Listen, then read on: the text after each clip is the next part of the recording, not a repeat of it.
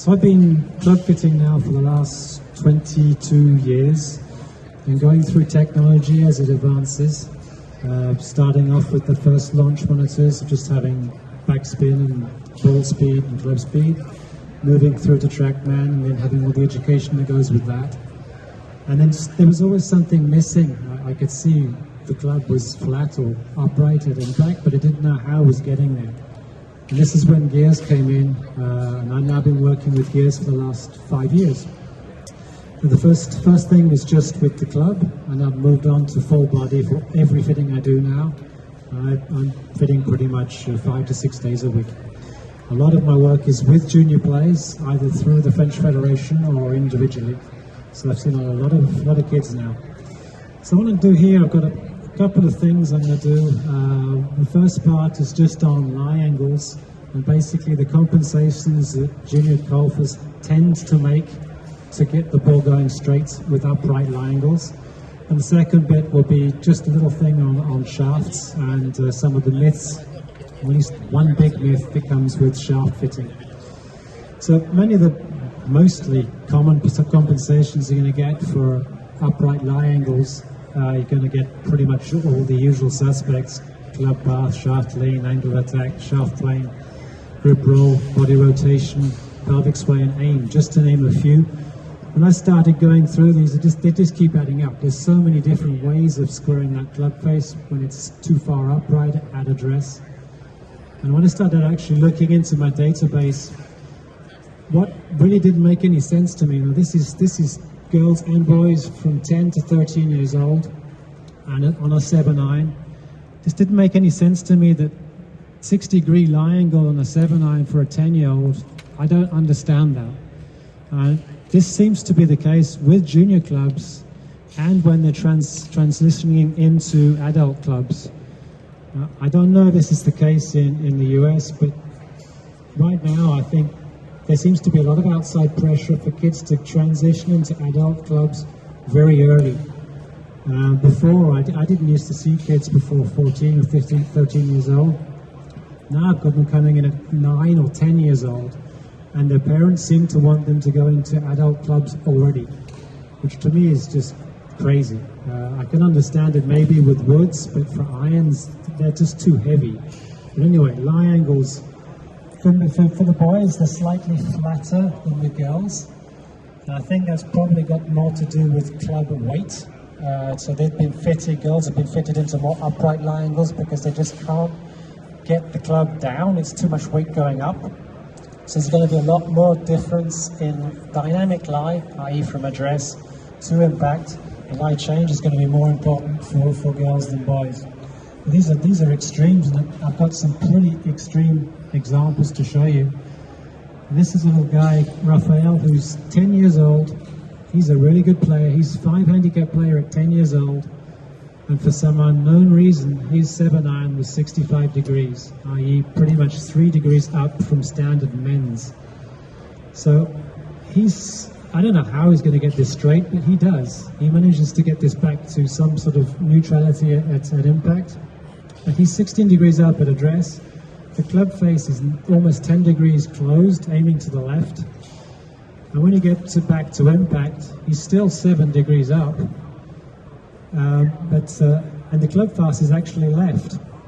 So he's going to have to hit down on it. He's swinging it left. And he's only got the club face 1 degree closed to impact, or to the target line. So there's a lot of things going on in this swing. So we actually start digging into this. This is what I like to do pretty much step by step to see what's actually going on. So at address, he was actually aiming left. Everything was left. The shoulders were left, the hips were left, the club face was obviously left. And from there, he's going to have to do a lot of compensating. So basically, when you see, if you just look at the club path was left, but he's actually swinging it miles right from where he was aiming. So his shoulders are now closed to where he was aiming, pretty much 9 degrees closed from where he was at address. And his club face is now 9 degrees open from where he was at address. Now, if you go a little bit further into this, the way he's doing that is he's going to slow down. I don't know, there's a golf club around here somewhere. Thank you. he's basically going to slow down the grip roll. So this is this action here. And this is calculated in degrees a second. And basically he's slowing down this action. So he's slowing down the rate of closure of the club face, so how the club face is closing to the path. And this is going to slow down swing speed. So this was actually reasonably easy, this one, because all I had to do here was just flatten the line. You get some a little bit trickier ones further down the line. But just flattening the lie, and he picked up pretty much 5 miles of club speed instantly, just because he could release it as opposed to holding on to it. So I mean that's the easy one, but you can see what happens to him as well. Kevin Weeks was talking about tilt and turn. He's having to tilt it. There's no way he can open. The only way he can do this is basically to block it this way, because that's no good for back problems down the line as well. So this one was reasonably easy. Just flattened the lie. He actually took it from where he was at 65 degrees, and I took it down to 59 degrees, and that just picked up straight away. I mean, he was playing with junior clubs though, so we could actually move those ones. Those were pink Prodigy clubs, which you could move, so that was reasonably easy.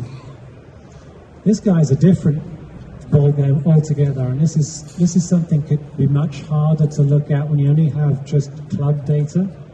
Now, he's 12 years old and he's already very tall, 5'7", and he pretty much grew, what's that in inches? I think he pretty much grew 5 inches over the summer period, and he was given men's clubs. Basically, he was given his father's clubs, but he's still got his junior club posture. So he's got very long arms as well. Standard 62 degree lie angle. Toe is almost 11 degrees in the air and the face is closed again.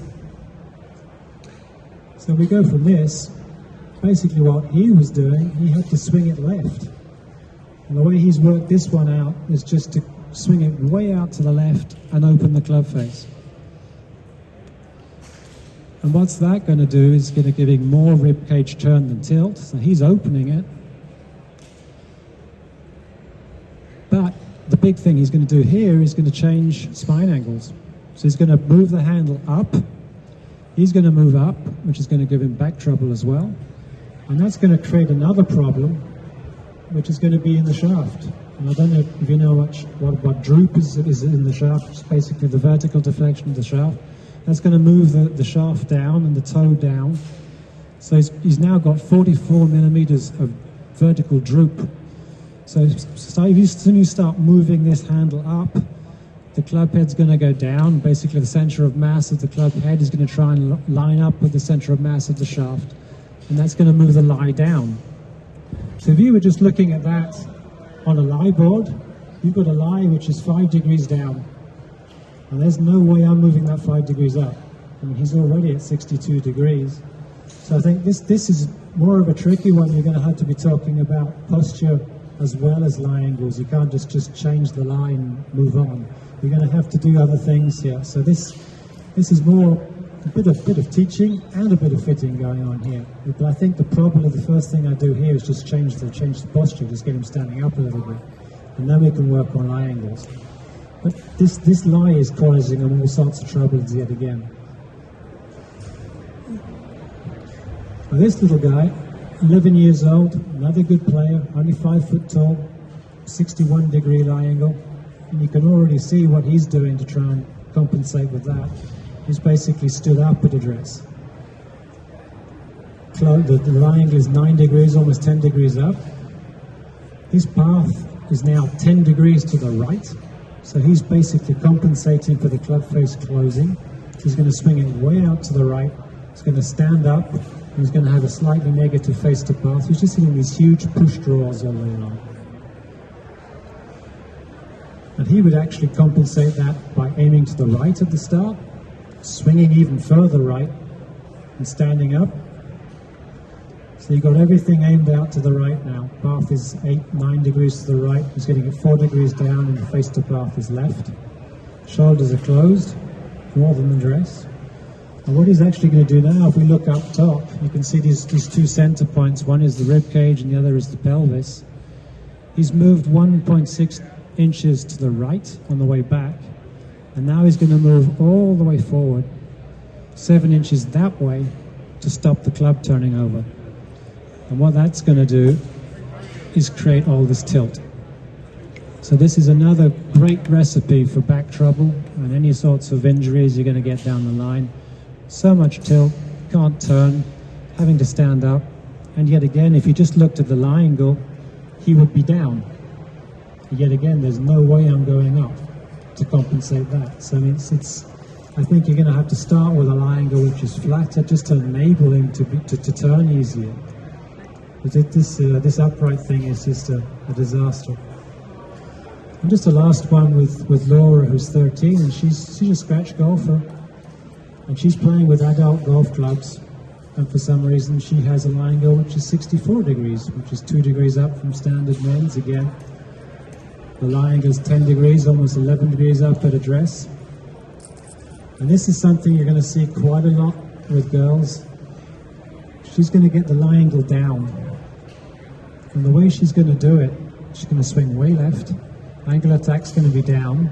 She's going to aim left at address. And then basically, she's going to open everything. So her hips are now 74 degrees open at impact. If I tried to do that, I'd just go straight to the hospital. And everything's open here, and the club's going to be back there, basically. So it's going to slow everything down, slow the closure rate down, slow the grip roll, and she's just going to get way in front of it. So basically, she's only just hitting it with this. There's nothing else there. So there's no power in that swing, and she's still swinging it at 71 miles an hour at 13 years old, but there could be so much more power to this. And that's a really good recipe for back trouble as well. It's 72 degrees open with the hips. You're going to have rib cage turn, which is way open. Basically just leaving the club behind and then just flipping at it with what she's got left. So in conclusion, if you're just fitting with a lie board or just static lies, that really doesn't show the big picture. There's so much more going on, and they're all compensating. And junior golfers are really good at compensating. They can do it so quickly. I mean, just in 2 or 3 shots, they take a flatter lie angle and starts rotating more, or they can do completely opposite thing. It's unbelievable how they're able to do this quickly. I've very rarely seen a lie angle which is too flat for the junior golfer. Very, very rarely. I mean, unless somebody really grows immediately, but generally speaking, they're too upright. I don't know why they're doing it. I think we should basically just be modifying that before doing anything else.